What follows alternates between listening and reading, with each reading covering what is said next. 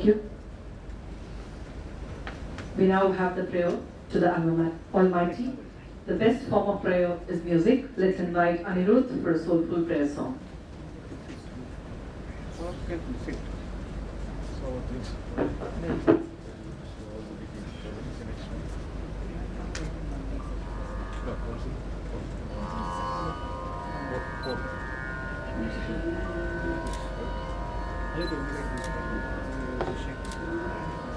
Bhajare Gopalam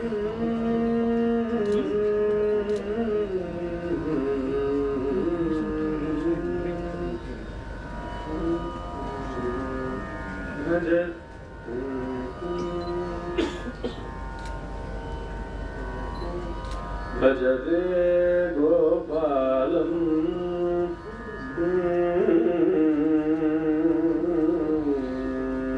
Bhajare Gopalam Manasa Bhajare Gopalam Bhajare Gopalam Manasa Bhajare Gopalam Manasa Bhajare Gopalam Manasa Bhajare Gopalam Bhaj Gopalam Bhajita Kuchelam Bhaj Gopalam Bhajita Kuchelam Trijagalmulam Didi Sotakalam Bhajare Gopalam Agamasaram Yoga Vicharam Agamasaram Yoga Vicharam Bhoga Shariram Bhuvanadaram Bhajare Gopalam Natamandaram Nandakishoram Natamandaram Nandakishoram Natamandaram Nandakishoram Hatachanuram Hamsaviharam Natamandaram Nandakishoram Hatachanuram Hamsaviharam Bhajare Gopalam Manasa Bhajare Gopalam Manasa Bhajare Gopalam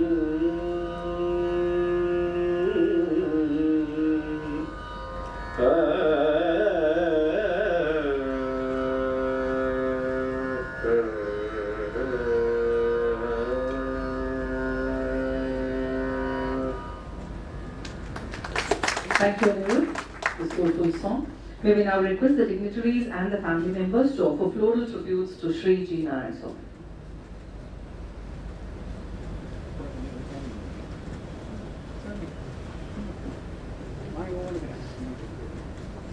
May we request the family members also to join, please.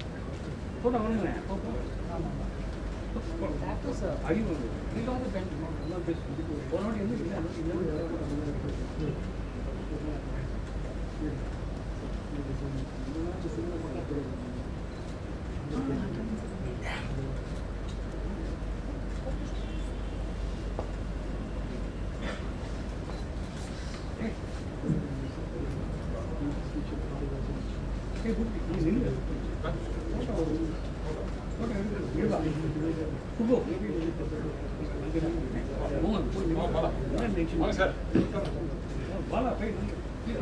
we request the family members also to kindly stay back for a photograph? Please, sir.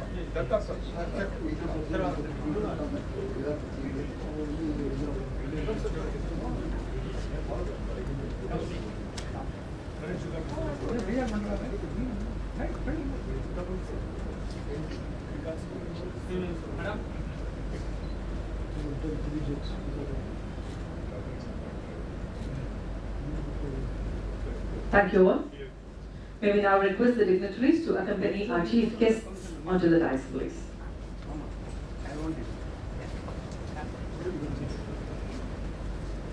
May we kindly request our dignitaries to accompany our chief guests onto the dais, please.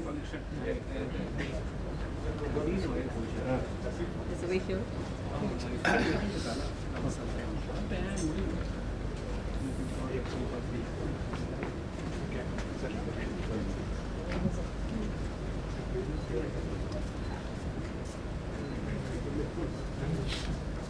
Ladies and gentlemen, a big round of applause.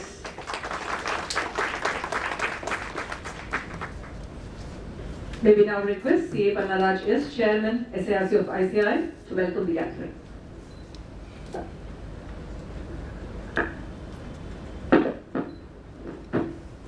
Good evening all. First of all, my pranams to Akshay Kumar sir and Bhupati sir, who are my teachers, and also Balakrishnan sir, who was president during my student days.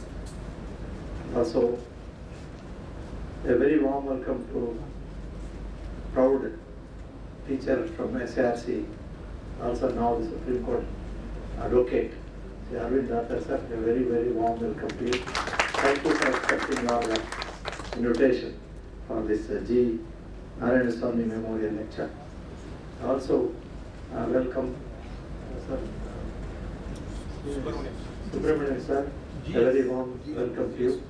And also Sir Mohan sir and our secretary Mr. Arun and my colleagues in the council, Revati and all the invitees here, attendees here, a very warm welcome to you. We are all eager to hear Arvind Datta sir, and also very warm welcome part chairman of SARC, including Ravi sir and others here, and several council members, Sri Priya Madam and RK sir. A very, very warm welcome to you all, and we will start the proceedings of the day. Thank you very much. Thank you, sir. May we now request CAS Mohan, Vice President of the Society of Auditors, to introduce our chief guests of the day.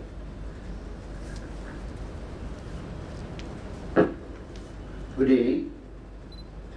Sri Arvind Datta ji does not require an introduction, but it is customary that the chief guest is introduced. So, Sri Arvind Datta is a senior advocate in India whose practice is focused mainly on constitutional commercial taxation, regulatory laws, mainly before the Supreme Court of India.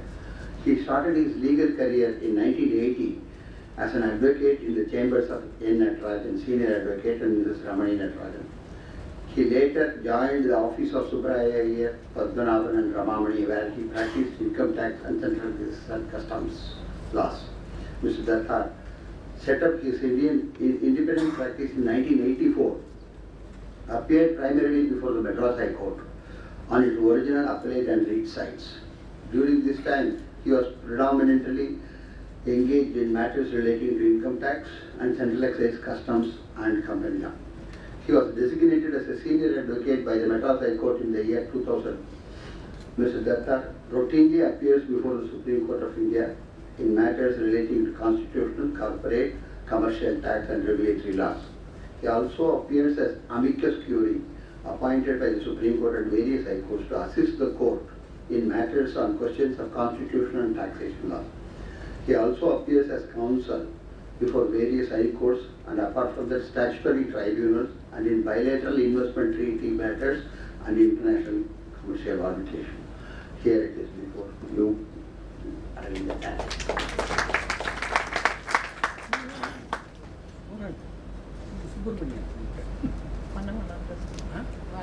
Vanama, Subbu, you don't want an introduction. Subbu is a good friend of all of us. Okay,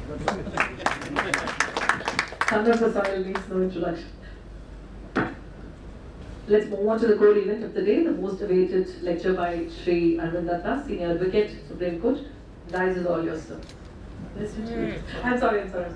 Mr. President, may we now request C.A.G. Subramanian, sir, to give the presidential address. Introduce Sunathanala Vandavana.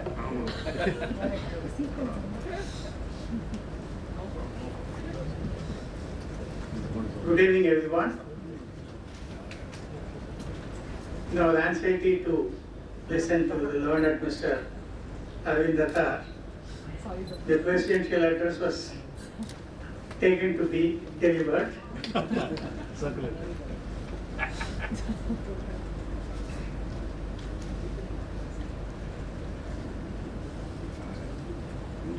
It's a great privilege conferred on me to preside over the first memorial lecture in the name of a doyen in the profession, Sri G. Narayanaswamy.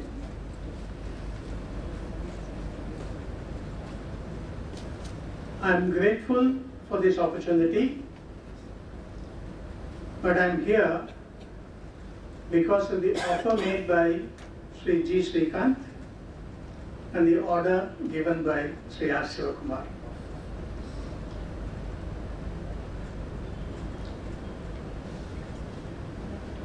Talking about a close friend, talking about a friend who is much older in age and experience and intellect is a very, very onerous task. My association with Sri GN started in the year 1978.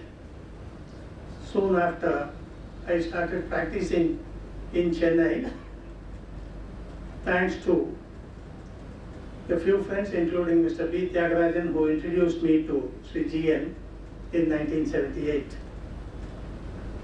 Most of you will not be aware that both of us were colleagues in contesting elections. He was contesting for the Central Council and I was contesting for the Regional Council. His was an outstanding success, mine was a miserable loss. But then that gave a bondage between the two of us. Maybe the feeling that I should in some form get a better recognition amongst the professionals compelled him to take me as an associate in many professional activities. The number of opportunities that he provided for attending seminars, conferences and workshops all over the country is countless. And I must place here on record that he was such a person that thousands of the trainees in his office were provided similar opportunities throughout their training period. That friendship grew. We were not only professional colleagues, we were friends and foes. It turned out to be that he treated me as an advisor. And at a particular point of time, I became his conscience keeper.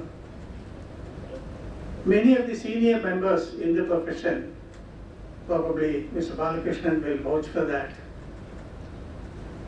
used to inquire with me about his personal programs as though only with my consent he was accepting any of those assignments. He was so close to me that some of the common friends said, you have the advantage of the initial. After Mr. G. Narayanaswamy, Mr. G. Sitaraman, Mr. G. Natarajan, you are G. Subramanian, probably you are the youngest of the brothers. And that even led people to think that on his demise, I will get a substantial part of his wealth.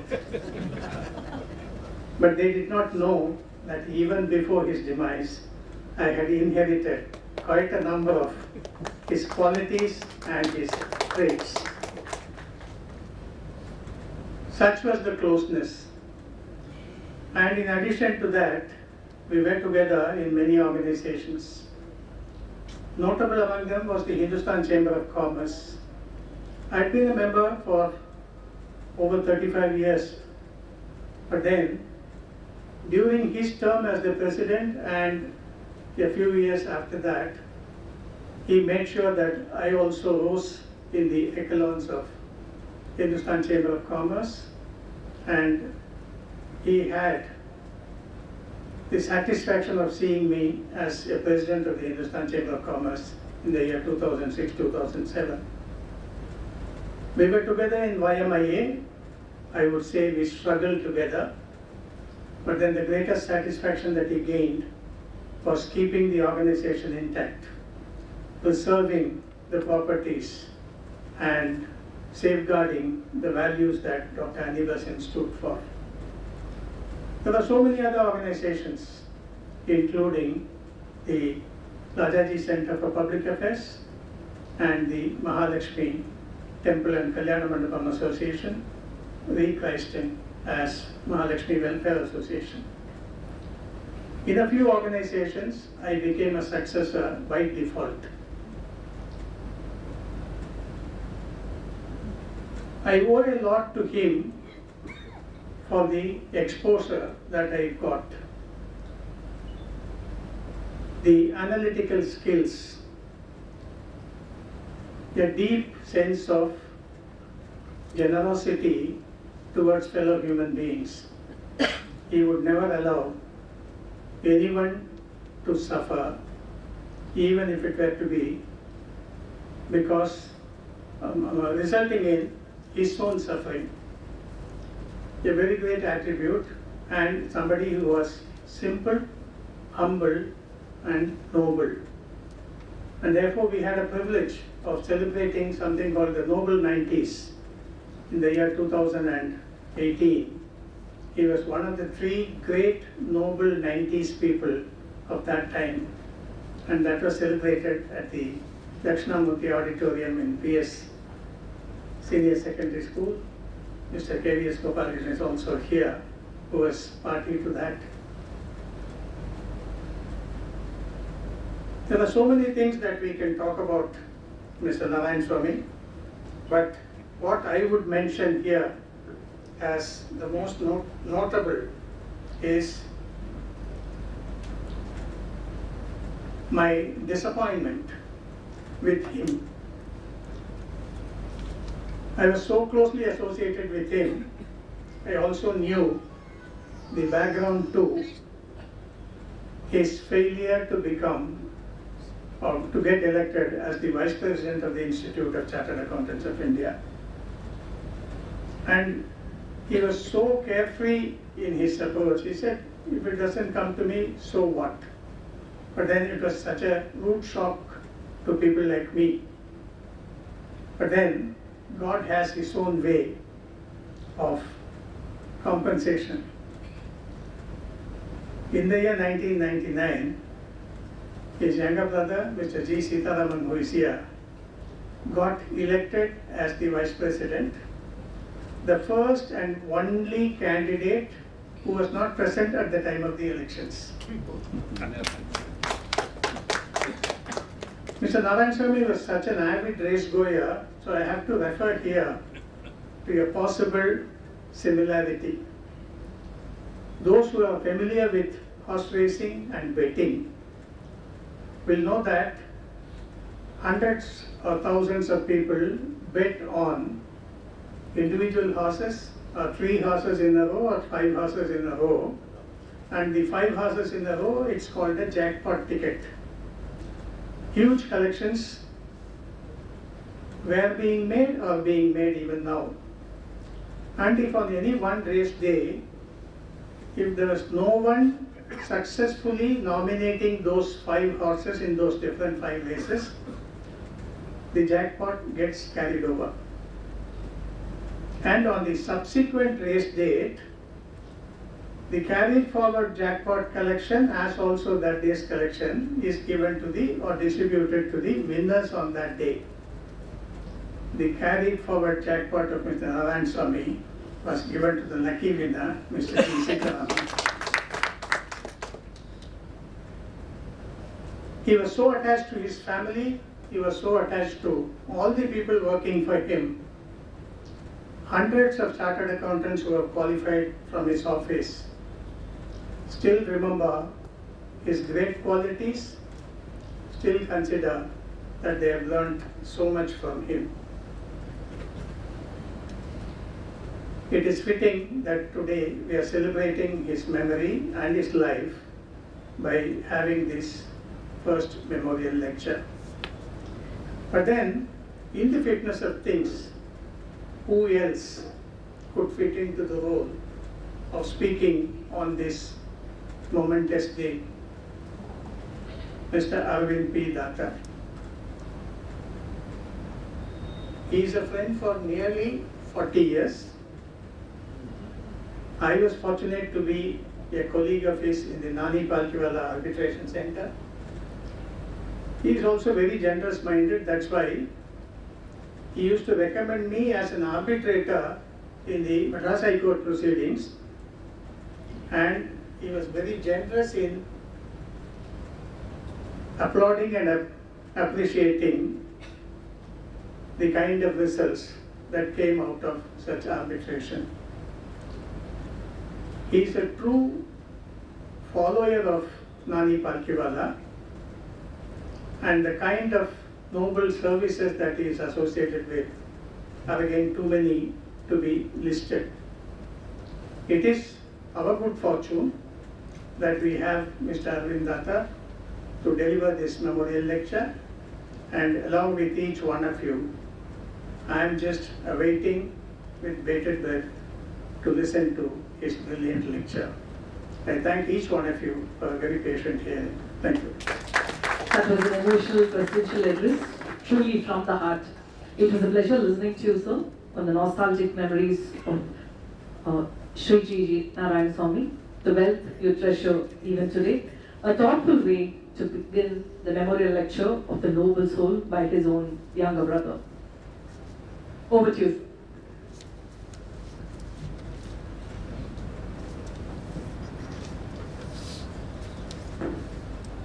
Mr. Chairman, my colleagues in the dais, members of the family of late Sri G. Narayanaswamy, and my dear friends.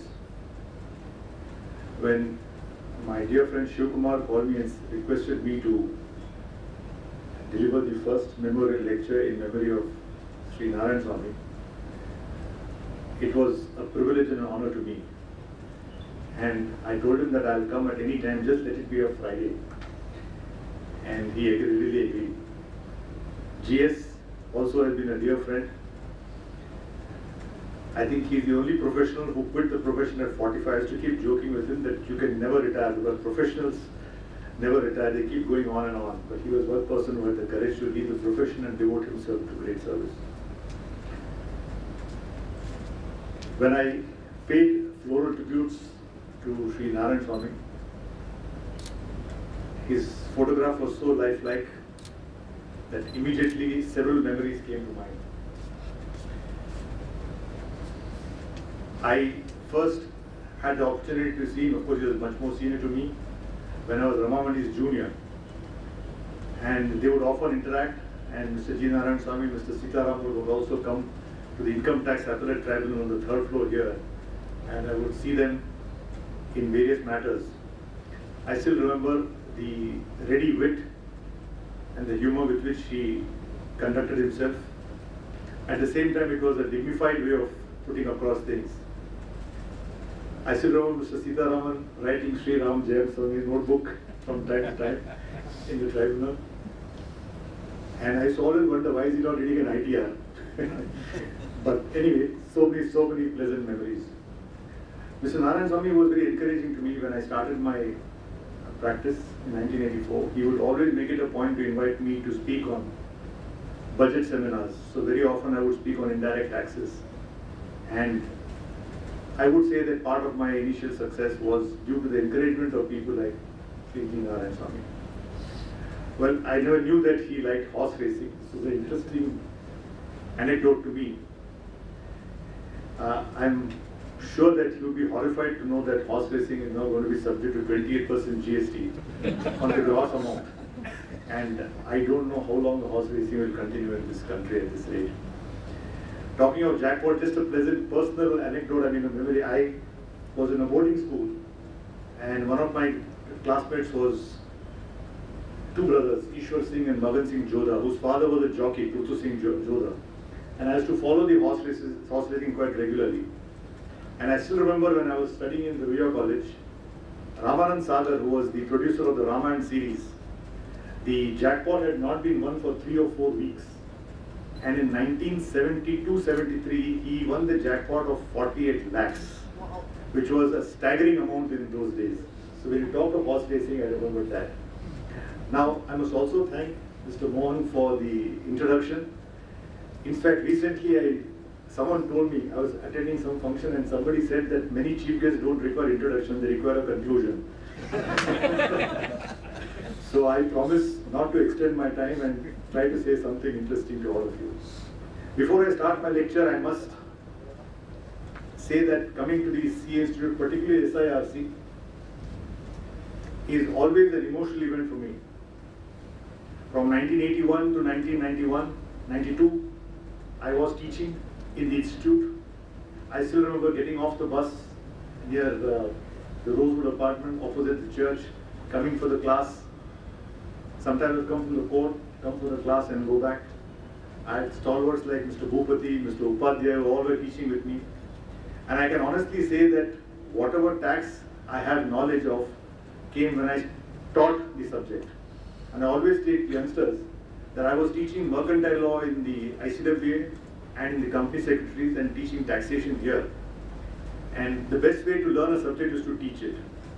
And what I decided was, I said that I would teach without a note. So I would take extra trouble to study the whole subject. So I owe in the institute a very, very deep debt of gratitude, in particular, and to Sri Narayanaswamy. So it is also a very personal, emotional moment for me to be called upon to deliver the first memorial lecture. When we were discussing the, and before I forget, thank you GS for the very, very warm welcome, both reflecting upon the qualities of Mr. Narayanaswamy and us. As somebody said that these are the role models for us. They leave their, what we call traits, which we can emulate. Now coming to my lecture, when I was discussing the topic with Shivkumar, I thought of, instead of talking something on interpretation of a tax law, I thought I'll share my thoughts, which continuously bothers me. That is the importance of tax policy in a nation's future. Actually, it is exactly 48 hours since the Chandrayaan-3 landed on the moon. We still have the pleasant hangover of a spectacular achievement that Indian scientists did. I can still feel the pride and all of us must be feeling it, that that we can do it. And I can never forget the moment when the thing was landing. I still remember July 21st, 1969, when Neil Armstrong was getting off the thing. But this was also the equal moment that yes, we are the 4th country to land on the moon, to land on the south pole of the moon, and we have bridged the technical gap. As far as space and technology is concerned, we are a developed nation. But in reflecting upon it, we now have to work on bridging the gap in the economic development. While there is a sense of euphoria at what we have done, there is also a sense of responsibility, a sense of apprehension of what is still ahead of us. Today, unfortunately, there is a complete allergy to any kind of bad news. Everything in the paper is very wonderful, nice, GST collection shooting up, India is the center, Apple is coming to India, this is happening, that is happening. So, but let us not forget that let us not ignore the brutal facts which we have to consider. I'll just give you a few figures as to how far we are from what we can potentially achieve. If you take the latest fortune of August, September, they give the Fortune 500, as all of us know. In 2002, there were 9 Chinese companies in the Fortune 500. In 2023, there are 135 Chinese companies in Fortune 500. There are 136 American companies. So if you put China and the US together, it's 135 plus 136, 271 out of 500 companies just come from 2 countries. 3 out of the first 6 companies in the Fortune 500 are Chinese. And when I just did some maths, it is very surprising, it's very startling that the turnover of the first 6 top companies in the world is equal to our GDP. So it also shows that there is no point saying we are the 4th largest economy.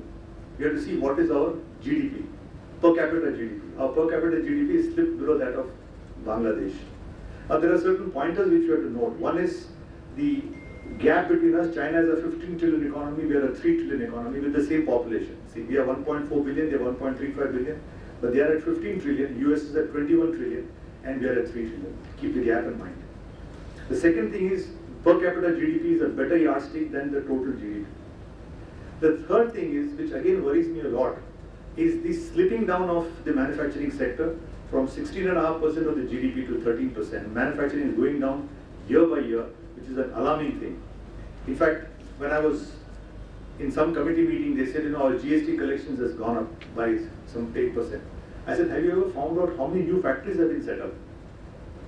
How many new employment has been created? It's very easy to get beguiled and set in the level of complacency by seeing these figures and ignoring the harsh reality. Now, the other point I must mention is why I say India can easily bridge the gap. If you just see the figures, there's a wonderful article in Business Line on the India-China deficit.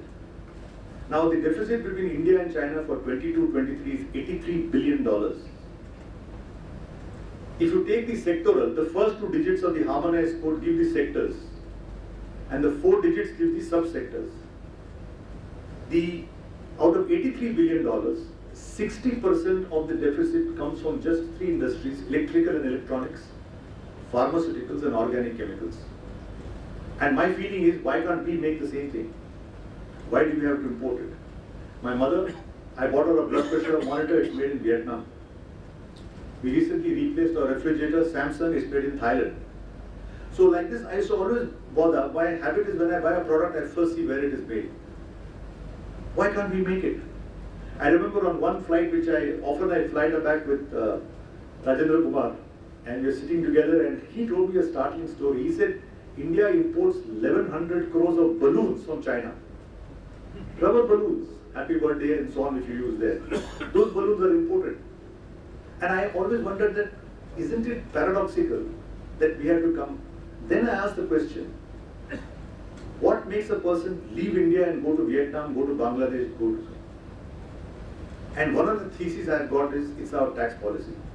Now, I was watching an interesting video the other day on health, and the speaker said that you say anything else, whatever you say, ultimately health depends on 3 factors: your diet, your exercise, and your sleep. It's like a tripod on which your good health rests. If any one is not proper, if you ignore sleep, you will fail. If you ignore diet, you will fail. So all 3 must be there. Otherwise, the system will not be, your health will not be stable. And I thought to myself that for a country, the 3 important pillars would be your clear long-term policy, your regulatory laws, and according to me, the most important, your tax laws. These are the 3 important pillars.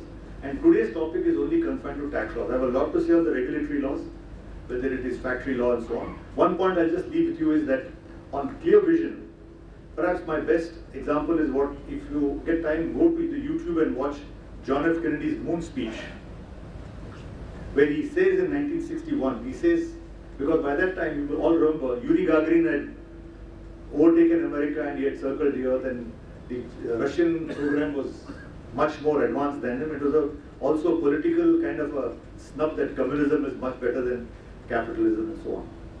But speaking at a university function, President Kennedy makes a moon speech and says that we will send a man to the moon and bring him back by the end of the decade.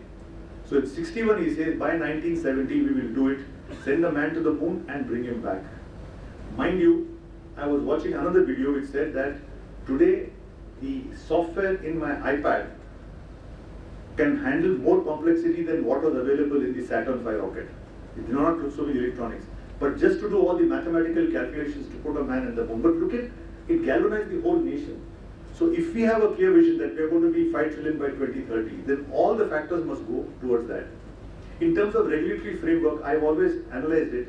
It's substantially the responsibility of the state governments, because all the state laws deal with starting a business, your licensing, your permit, the clearances, etc., all the state.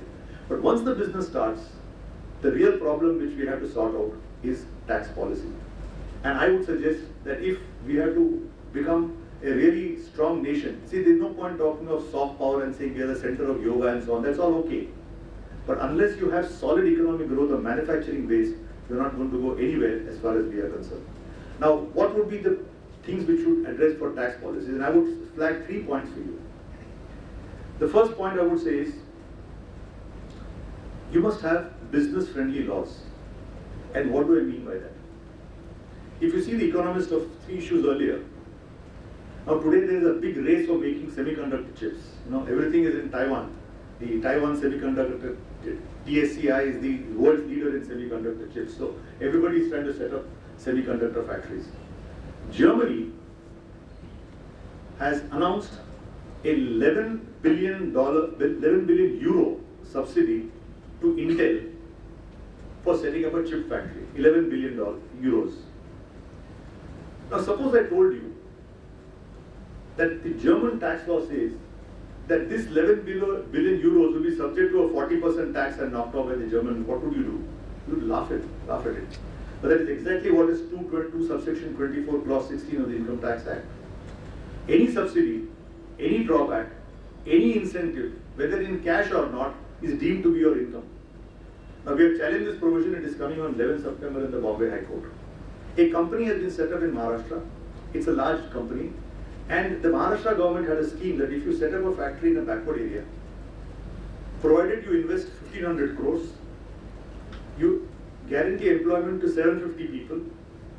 If you satisfy these parameters, then we will use certain incentives. There will be a reduction in Provident Fund. There will be a reduction in ESI. There will be a sales tax refund scheme, VAT refund scheme. And there will be also the 50% waiver of stamp duty. Now the industry has been set up and now they've got a notice saying that everything including the 50% stamp duty is deemed to be the income and it is sought to be taxed. Now this is one example of a completely unfriendly, senseless business law. I mean, what is the point in you giving an incentive to set up an industry? It's basically to meet your capex. And if you say that capex is going to be, which is going to be funded, is going to be your income and subject to 30-40% tax, that is completely unfriendly. You take the other problem which we are facing, now it's going to come up in the Supreme Court. Secondment. I don't know how many of you know this problem, which is a huge problem for foreign companies, secondment. In this northern operating case, the Supreme Court, what happened was there is a company in India.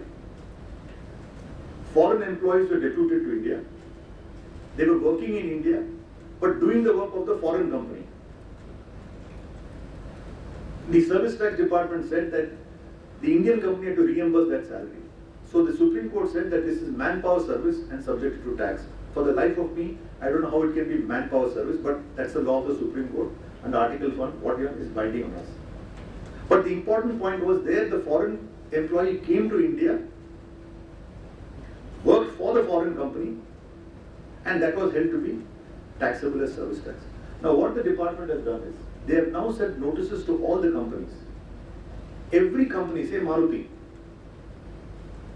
if Maruti has 52% shares held by Suzuki. Now I've seen some meetings with government officials, I've said, look, any foreign company which has more than 50% investment would like to keep its own man as the MD. Right? Obviously, I'm not going to keep some in Arvind Datta or Subramaniam there as an MD. I'm going to make my own Japanese Nakamichi or somebody as the MD. Now, if you say that when the Japanese person works here, he continues to be an employee of the parent company for social security reasons. That's a common thing.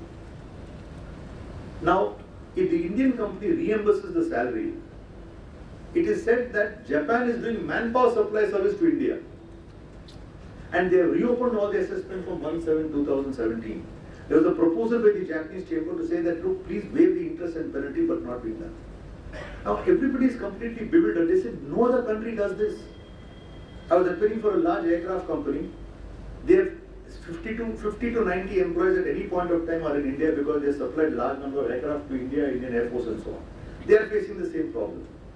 Now, they said, we had a meeting in Delhi. They said, we have dealings with 91 countries, and no other country says that when my person comes here for 50 days, 60 days to do service, sophisticated service, I have to pay service tax. Now, if these are the laws, you're never going to succeed. So the government has to see that this is the kind of law you're making. Please try to benchmark. No other country does it. Why are you doing it? The third example I'll give is the investment treaty arbitrations. We had the investment treaty arbitration, and Article 5 says that it's a very simple clause. It's called the FET clause, fair and equitable treatment. So India signs a treaty with UK and says that Indian investors will be treated fairly, equitably in the UK. FET, fair and equitable treatment. Vice versa, when Britain puts investment in India, its investment will be treated fairly and equitably. That's all. There's nothing more than that. The Vodafone retrospective amendment triggered a number of arbitrations. Everybody said that you made us invest. Our investment has been cleared by the FITT. Everything is done. Now suddenly you retrospectively amend the law and say I have to pay tax. And the arbitration, the main arbitration for Kane, went against India. They cancelled all the treaties with various countries. Now many clients, whom we deal with, they say, look, if you are going to invest in a country and if it's got an investment treaty arbitration clause, we know that we can go to The Hague or we can go to Paris and sort out our case, because we don't fully trust the Indian tax system, because we would like to have this. And these treaties are with everybody else. So when we spoke at a seminar, we had this meeting with the senior additional secretaries and so on. They said that these judgments invariably go against developing countries. This is a wonderful article by a scholar who traced 33 international arbitral awards on taxation. 17 have gone in favor of the state and 16 in favor of the SSE. So to say that these arbitrations are against the is not correct. Now what is the consequence? We have now got a new treaty, model treaty, which has removed taxation. So any tax dispute cannot be arbitrated. That's the main headache for everybody. The other point is what is called the exhaustion of remedies clause. In international law, there's something called exhaustion of remedies. Now look at the paradox. Exhaustion of remedies says, before you go for international arbitration, you must exhaust all your remedies in India. So I must go up to the Supreme Court, and then if I'm satisfied, I'm unhappy, then I go to arbitration. Now anybody will tell you that if once the Supreme Court has declared the law, what is the use of the arbitration? So Indian Model Treaty, introduced in 2016, has been signed by two countries, one of which is Belize. If you know what is Belize, Belize population is 3 lakhs. Now what I'm submitting is, if you want to be an international player, if you want to attract huge amount of FDI, what is the harm in saying, yes, I've got an FET clause, Article 5 will say, all your investments will be treated fairly equitably. Please come to India. That is a big problem which the government is refusing. They say, no, the law will go against us. Why do you think that way? Why don't you think, if you want to be a leading economy, think like a leading economy. Germany doesn't shy away from FET. Japan doesn't shy away from FET. Their laws are equitable and fair. And lastly, I mentioned the authority for advanced ruling. Now, I'm just talking in terms of attracting FDI. I remember when I was a junior, when Justice Ranganathan was the chairperson, the Said Shah Gadri was the chairperson. What orders we got? It was truly a spectacular, full-faith tribunal. People would come in. In fact, I say the watershed moment was 1991 when a lot of foreign investment started coming, and then we had the AAR. What has happened now? You got an AR consisting of 3 commissioners. So I tell people that say don't challenge it, go to the new AR, it's called a BAR now. You have got no tension because you're going to lose. Then take it to the High Court. So, but the foreign investor is not very happy about it. He says, if I'm going to invest and I want to know what is the tax liability, I want an independent arbitral tribunal to decide. They will be domestic. This AR is nothing but a domestic arbitral tribunal where you put your case, I'm going to invest this, will it be liable or not? So these are the things where business-friendly laws are extremely important. The second suggestion I would make is to abolish this revenue targets. I've been pleading with this again and again and again.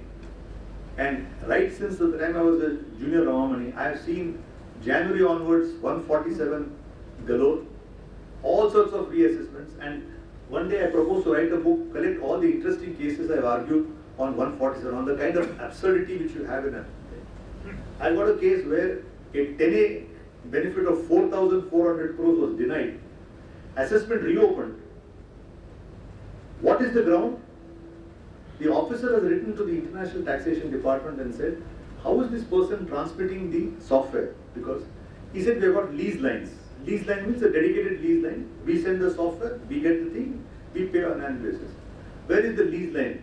We said lease line is with BSNL. It ends at what's called a cable landing station. It ends at the cable landing station, and from there AT&T takes it over. Because, and when it comes from foreign, AT&T will be at the cable landing station. There the Indian network will take over.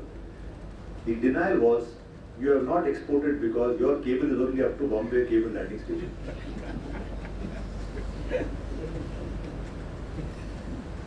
4,400 crores, we moved a writ petition, we are asked to deposit 440 crores. I told the judge that's absurd. No, he said, we'll see you deposit 440 crores.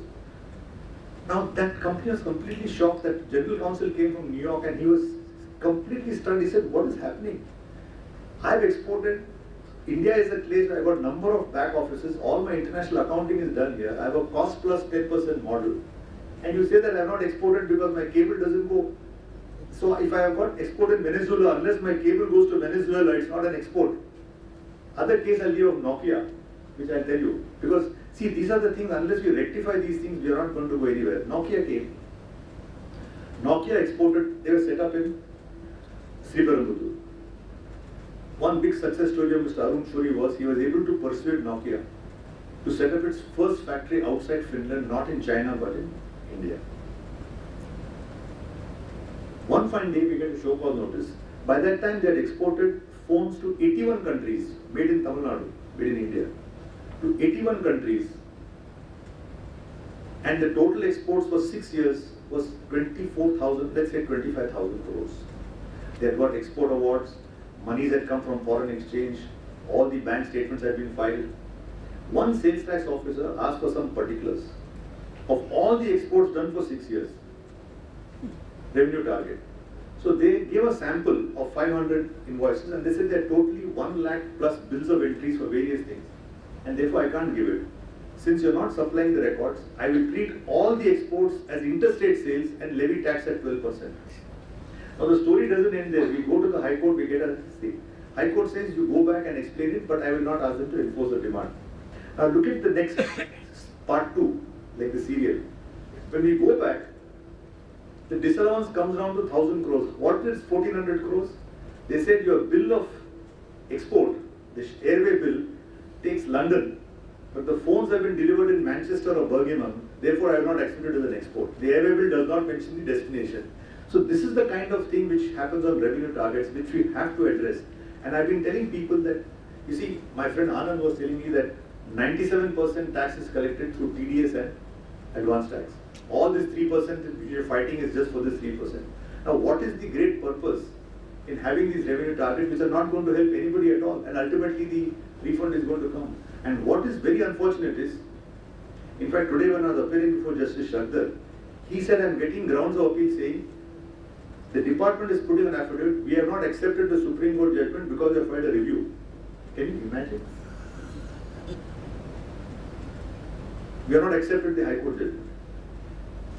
I've got cases where the refund has been denied by disallowing an item which has been confirmed by the Supreme Court. So in the course of revenue targets, this is the huge point which you have to take care of. Now, third and last point is, I've always, in law they say something called judicial impact assessment. If you want to make a law, at least in the UK and the US, there is a body which analyzes what will be the impact of this change in law. Suppose you want to introduce RERA, Real Estate Regulatory Authority. What are the potential disputes that are going to arise? Do you have the infrastructure to deal with the disputes? The whole problem is you make a law and do not see the impact of that law. In the case of RERA, you had RERA. There was no RERA tribunal, no RERA authority in UP. In Noida alone, there are 61,000 petitions. How do you deal with it? 138. Entire criminal system is clogged because of 138. So there's been a repeated thing in legal circles that look, when any law is made, first think of the impact. And I would say do the same thing for tax. Take the case of 28% online gaming. I must put a disclaimer, I put in the Karnataka High Court for some of them. They all said it is gambling. Once you put money and you're going to win or lose, it is gambling. And they demanded the staggering amounts of money from online gaming companies from, as usual, everything goes from 1/7/2017. From the birth of the good and simple tax, demand will be made. We found, I was reading a Supreme Court judgment and I saw there was a Public Gambling Act which was put in Urdu by that Nizam, by the late Nizam. So I said, if he has put some Public Gambling Act, there must be some British law on this point earlier. So we did research, my interns did some research and we found that there is a Public Gambling Act of 1867 which has not been repealed. All the Victorian law, this law has not been repealed. And section 14 of that law says, any game of skill, even if played for money, is not a wager. So rummy is a game of skill, bridge is a game of skill, Scrabble is a game of skill, it is not gambling. So on that basis, the Karnataka High Court quashed the notice. And I said, this is parliamentary law, you can't go against the parliamentary law. At least you must say, GST must say, notwithstanding anything contained in the Public Gaming Act. No. Now what is the next thing? They simply put in Schedule 3, online gaming is a taxable service, finished. They can do that. Now we've been pleading with them that don't put 28% tax on the gross amount. I don't know if I've never played an online game. I've always baffled at how much of spare time people have, but anyway, the whole industry survives on that. In fact, if you read today's business line, the expected investment in online gaming for the next 3 years is 4 billion pounds, 4 billion euros. More than 120,000 people are involved in online gaming. It's a huge, and it's not just gambling. There are people who are playing games of skill like Scrabble. So there's so many games. There are word puzzles and so on and so forth, and you play for money. Now what we told the government was, if I put 100 rupees in the game, 10 rupees is the platform fee. The online company takes 10 rupees. 90 rupees is shared as by the winners. We are paying 18% on, when the gaming companies are paying 18% on 10 rupees. What the law now says is, it will be 28% on the entire 100. So if 28% goes on the entire 100, I gave a mathematical calculation article I wrote in Indian Express that the third prize winner will get less than his 100 rupee bet. So if the third prize, from third prize there is no winner, there are only losers. So the government then, I don't know because of that article or whatever, the same day the finance minister said we'll have a relook. Once again they met and said no, we will have 28% on the gross amount, but we'll review it in 1st November. How many companies will survive by then? And what happens is, many foreign investors tell me, look, the whole thing is the uncertainty. Another thing which I mentioned about business-friendly laws, one thing which bothers many investors who come to me is the reopening of 10 years.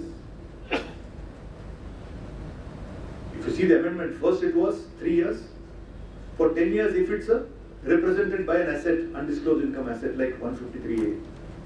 Now for books of accounts you can make for 10 years. But today a person from Germany comes and says, Mr. Datar, I've invested money. I am not very sure what will happen till 2032, 33. And he's right. So, when you see the tax impact, kindly see what is the consequence of what you're doing. Now you put 28%, and I've been discussing this in various seminars. I don't know if you agree with me, but my view is that most of us think only in silos. Income tax will think of income tax collection, GST will think of GST collection, custom will think of customs collection. This target has to be met. I say, why don't you take holistically? If you take online gaming, for example, let me continue that example. 1,10,000 people are directly employed. There are people who are programmers, who are tech specialists and so on. Now, the total tax collected from online gaming is 1,700 crores, 1656, let's say 1,700 crores. Astonishingly, the government secretary said that by raising 28%, we are going to collect 17,000 crores. Now, to collect 17,000 crores at 28%, there should be, people must game for 1 lakh. Now, who will put money in India in gaming? If I am going to pay 28% on gross, I am not going to win at all. Now, I would say, when you talk of tax impact assessment, now this is an industry. It is giving me 1,700 crores of direct taxes. It is generating employment for 1 lakh people. Have you made a sample study? What is the income generated for these 1 lakh? These 1 lakh people are going to buy goods, they are going to buy services, their children are going to be educated. The indirect benefit is going to spin off. Have you thought of the indirect collections which will arise if so many people are employed? The other major problem we are facing now is, look at the, in GST, lease is deemed to be a service. Now, with my limited brain, I don't know how, if I lease my house, my office, under section 105 of the Transfer of Property Act, lease is a transfer of interest in the property. All of us know that. Sale is a transfer of property under section 54. Lease is a transfer of interest in the property. How is that a service? But Parliament has said it is a service. All right. Now, one problem we're facing is, many industrial development corporations have given 99-year lease. All right.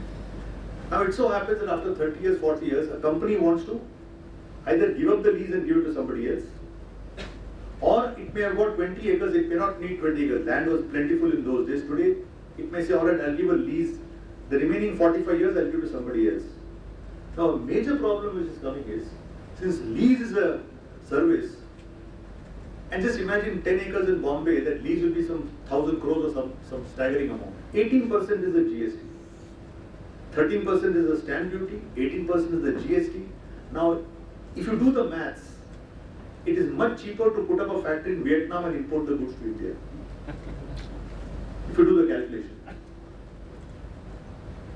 Now, why are you doing this?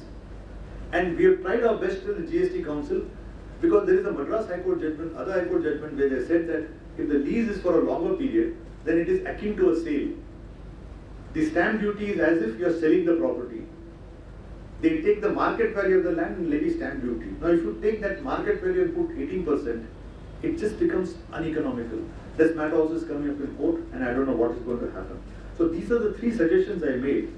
And finally, I will just conclude. You see, it's so paradoxical. We have got the capacity to put a man on the vehicle on the moon, but yet we don't focus enough on what needs to be done economically. Now, I think that there is an imperative need to make the Indian soil fertile for investment. Why do you need a production-linked investment? Why can't India itself be the investment? As a nation, we should be an attractive place to invest. And believe me, this PLI is not going to work beyond a certain point. You may have Foxconn putting Apple phones and Samsung phones and so on. How much of employment it is generated? And also, don't forget, its make in India is mostly assembled in India. What we really want is manufactured in India. The components must be made in India. They don't need the real make in India.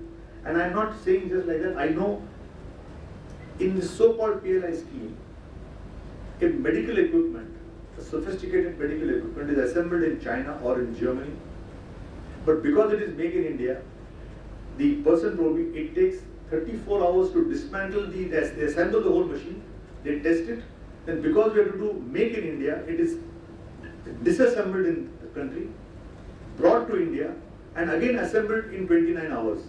So 35 plus 29 hours is to make a product, break it up, bring it to India and assemble India, and then they say PLI scheme.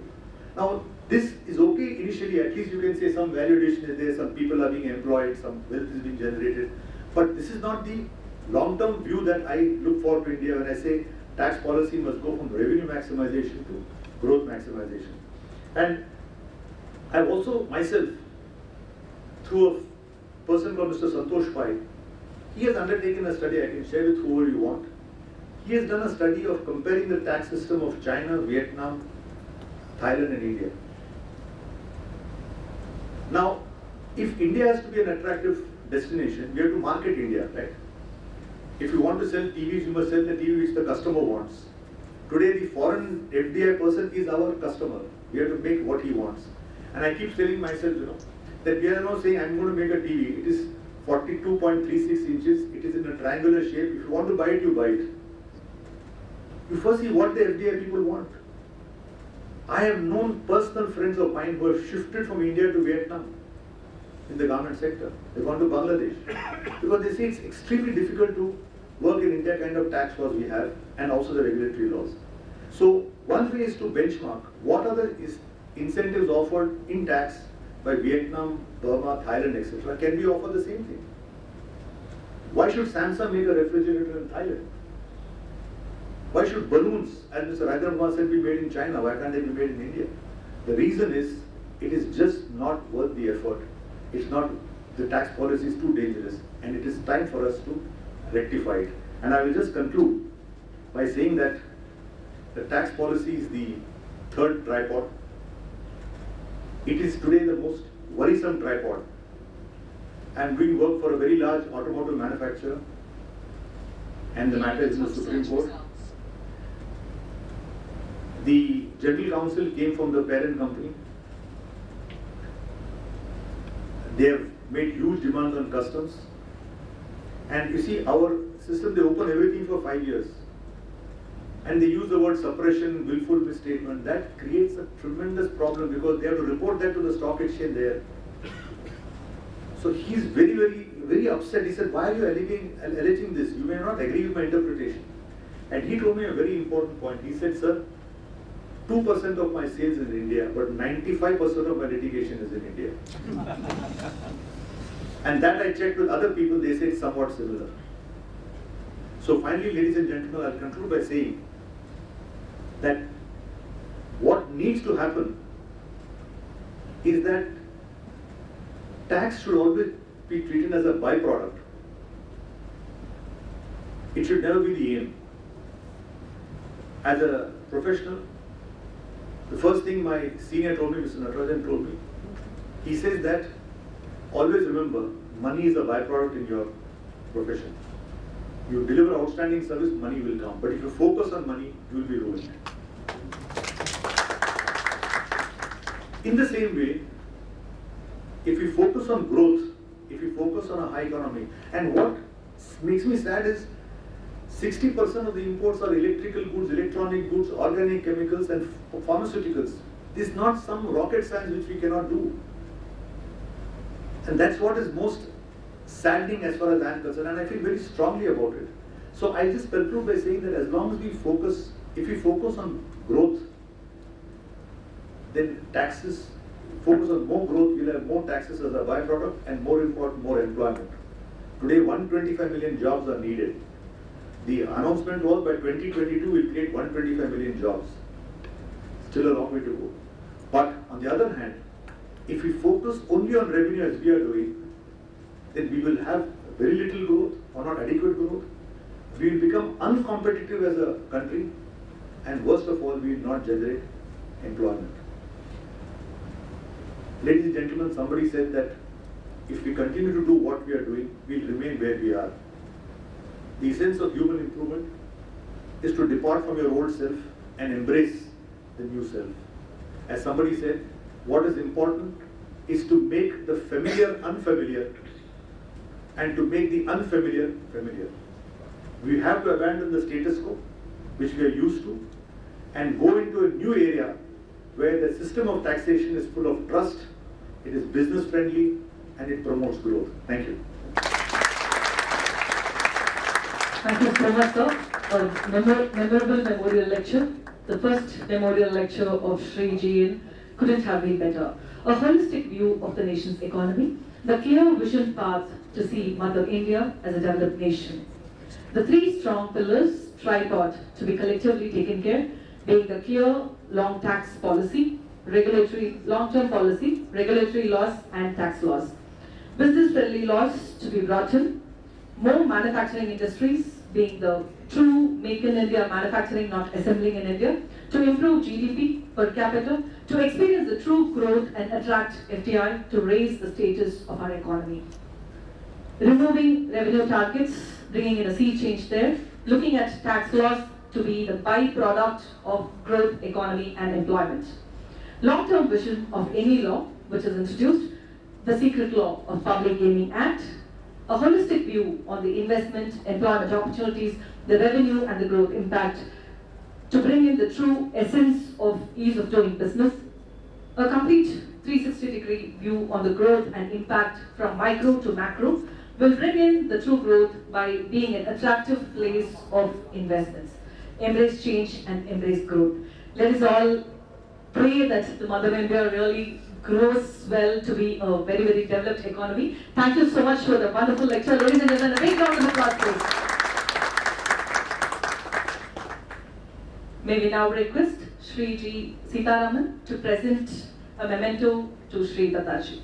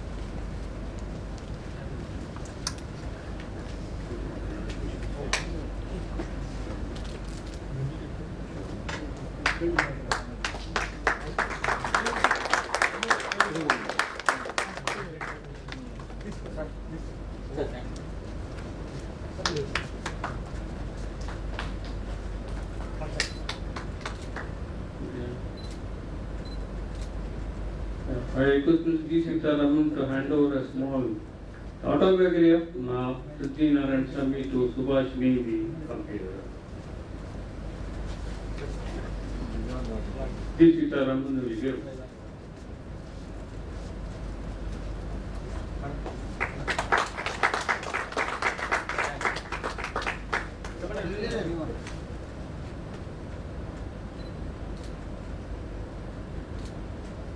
Yeah.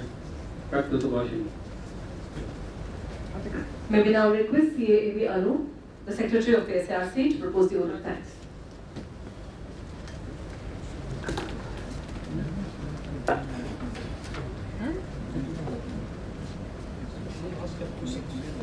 Sorry? Questions? Okay. So the audience have few questions. To GSL or Tata's? Yeah, I don't. Okay.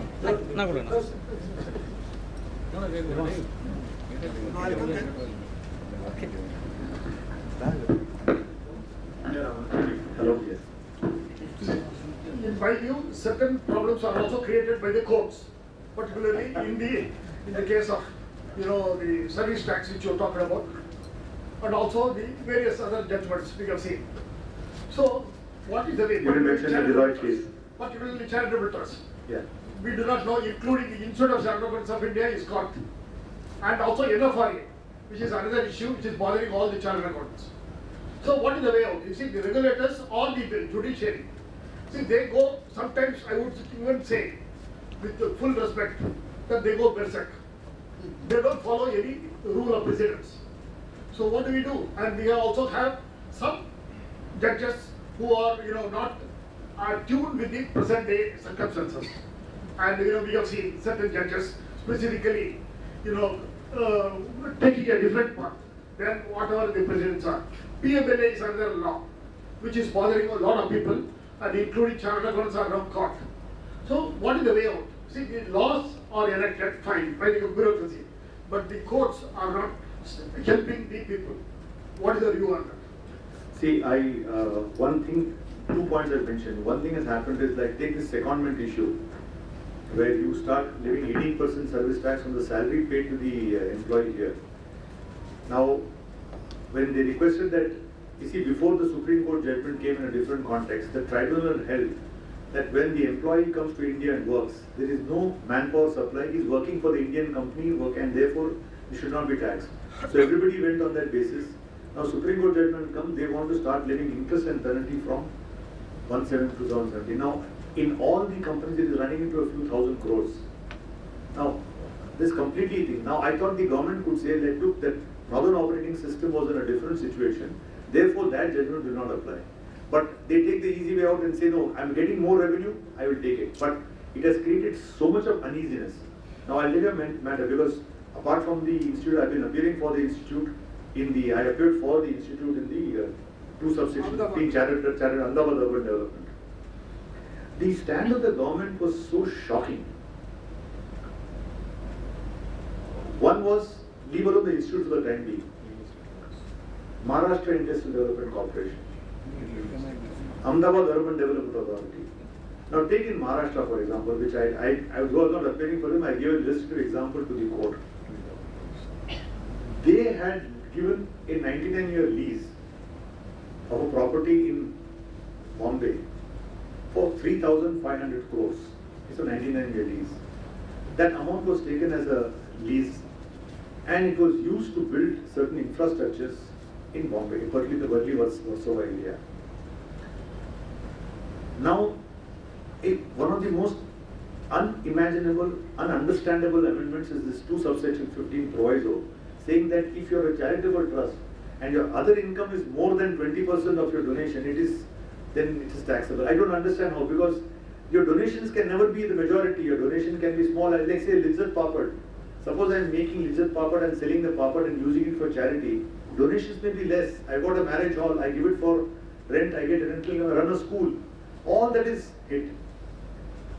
The argument of the union was, and mind you, MIDC, look at the point as you said, luckily we had a bench which at least dropped it for all the development corporations. We said that in my own case, the tribunal has held, they had given an earlier 99-year lease. They said such lease is a capital revenue, it can't be taxed, it doesn't affect 2 subsection 15. The officer ignores the binding tribunal decision, relies on a Jammu and Kashmir tribunal and disallows it. He is not accountable. How does he do it? Justice Ranganathan Very said this will be judicial anarchy, you should follow discipline, but are you holding him to account? Are you stopping his salary, stopping his increment? Nothing.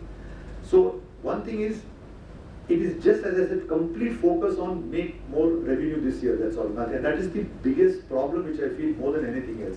Now to answer your question, very often the courts also with great respect don't understand the commercial consequences of what we are doing. Right in the bank nationalization case, Justice Shah put a very important point. He said you must have the object and effect test. Not only in Parliament, but I also mentioned for judgments, the court must understand what is the effect of what they decide.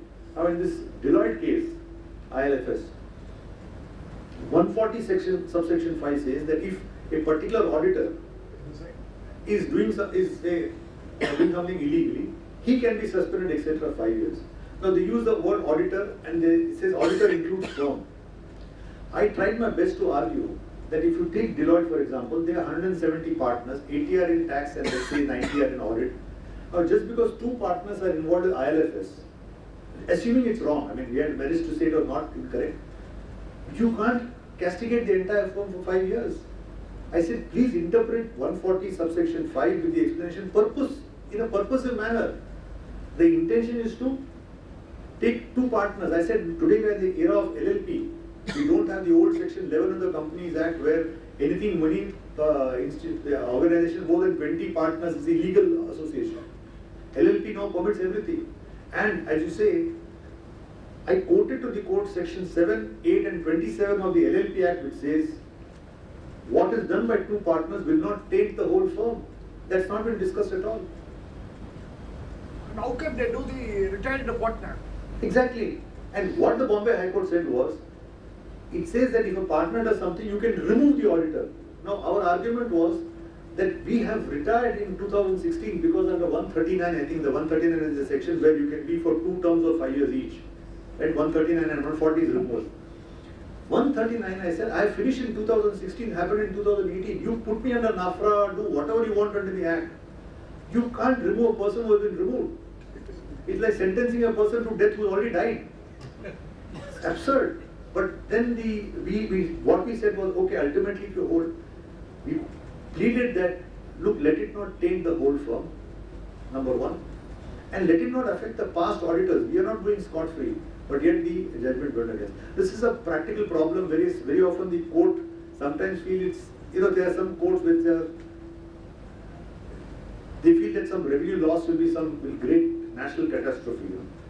But you should see the point, and I've been telling people that every time they say 400 crores are involved. Just Rumapal once told the AG, she threw the file and said, I'll dismiss it if ever you can tell me the amount. We decide on principles. And the point is, look at the consequence of Deloitte, look at the consequence of KUDA. When your CA Institute, luckily we succeeded.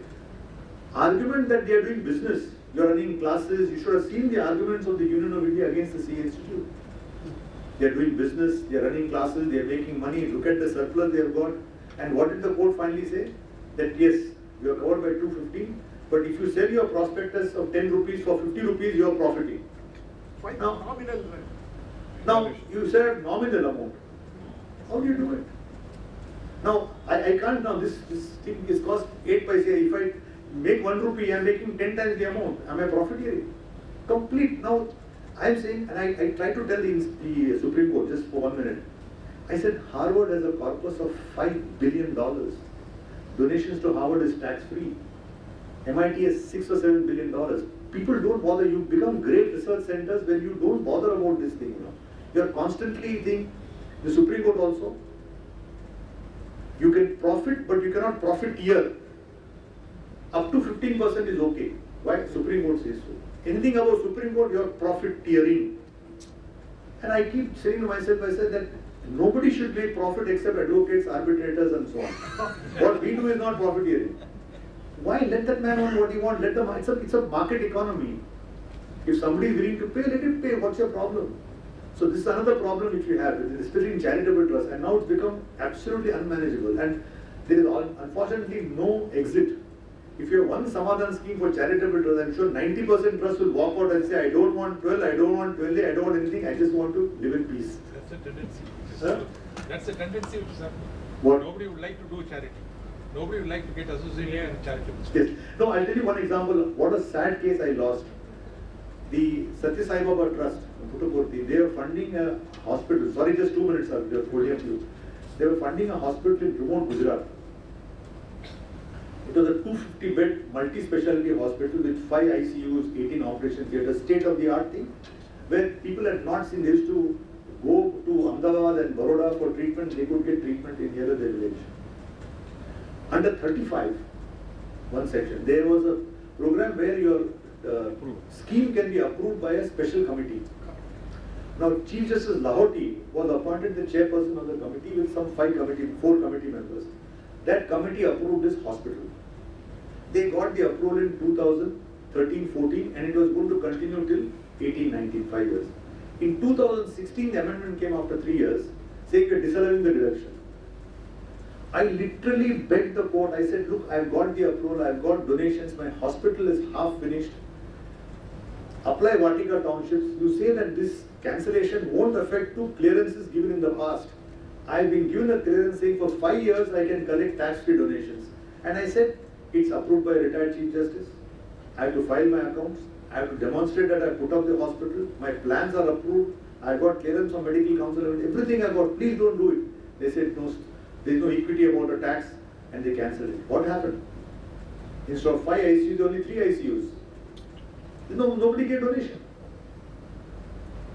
So, look, as I said, what is the consequence of what we are doing? What is the effect of the law? You may say little interpretation, but if it's a charitable hospital, take a better view. But anyway, that case also we lost. Sir, I have one question. Yeah. GST and corporate guarantee given by holding company to subsidiary company Huh. comes under import of service. How far it is correct? It's not correct. What to do? There's so many things are not correct. So many holding companies I know. given corporate I guarantee. know. Lakhs of rupees coming. And valuation, what is the position valuation? How to value? That's a problem. You got one guarantee. You take works contract. Works contract service. Performance guarantee. Huh? Performance guarantee. Performance guarantee. The performance guarantee. I'm saying there are many anomalies. You take works contract. It's an inverted duty structure because cement is 28%. Very often your duty is more. But they say works contract will not give you credit on service retrospectively. What we argued was you made the amendment in 2021. All of us have given the bids before 2021, thinking that we'll get credit of input service also. That's how the tender was floated. Now suddenly you say I won't get credit on input service. What happens? So we gave full costing that the Bombay so-and-so corridor project will go by 110 crores, this will go by 80 crores. All the calculation has been done. I said at least make it prospective. They said no. They said that if we interfere with, we are crossing the judicial boundary, therefore we will not interfere. Now what is the impact? Now again there is a spin-off. Many agreements say that if there is a change in law, you can claim the higher tax. Now the department says a judgment is not a change in law. Change in law only is parliamentary law. So about 40 arbitrations have started. What is change in law? And directors also giving guarantee. Directors also giving guarantee. Yes. That is also subject to GST. Yes. But RBI says that directors are not allowed to take any consideration. RBI is saying that no consideration is allowed to take. Yes. But GST says you have to pay GST on Notional value. Notional value. Under Rule 31, yeah, there is no consideration. Yeah. Tell me. 115 TD. 150 TD, yes. Again, the trust. You have to pay tax on the current market value. Absolutely. No, there are so many stories. I think I should just write episodes of what kind of. In the recent amendment, one trust given donation to another trust, similar trust, 50% is taxable. Yes. That is Yes. also unfair. I think it's better to say that there will be no charitable trust in India. Once and for all, close the chapter instead of having 11, 12, 13, 33. Then if you take a donation in 1 year, you must give the names of all your relatives. You see that form 10B and so on. Nobody can do it. It's very difficult to find. Thank you, sir. Over to see. Thank We you. released yesterday only, 10B. Asked us to file before 30th. How it was? Good luck to you.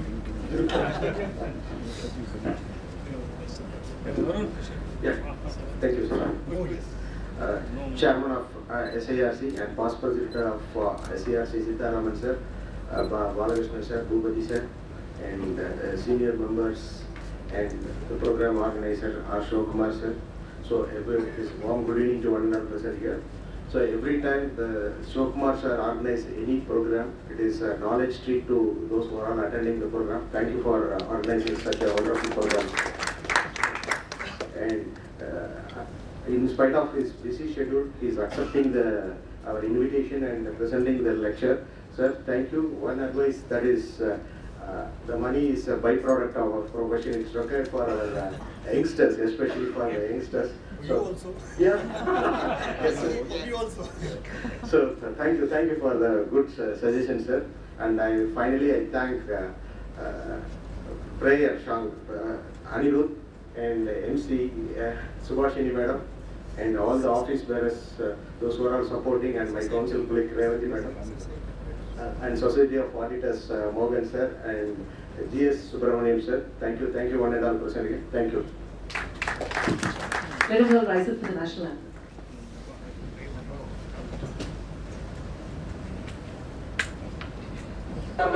अधिनायक जय हे भारत भाग्य विधाता पंजाब सिंध गुजरात मराठा द्राविड उत्कल गंगा विंध्य हिमाचल यमुना गंगा उच्चल जलधि तरंगा तव शुभ नामे जागे तब शुभ आशीष मांगे गाहे तब जय गाथा जन गण मंगल दायक जय हे भारत भाग्य